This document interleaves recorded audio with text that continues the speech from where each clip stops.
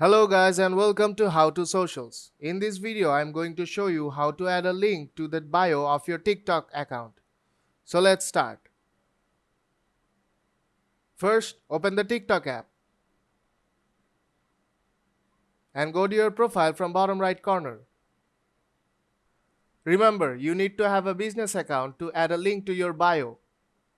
Now to switch to business account, tap three dots on top right corner and tap manage account. Here you will see I have already switched my account to a business account.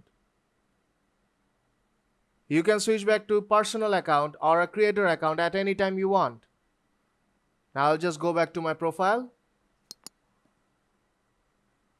and tap on edit profile.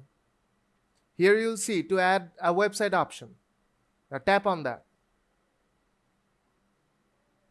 and paste the link you want to redirect your audience to.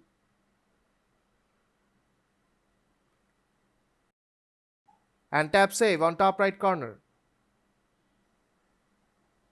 Now go back to your profile and you will see the link has been added to your bio. So if this video helped you out, don't forget to leave a like and see you in the next tutorial.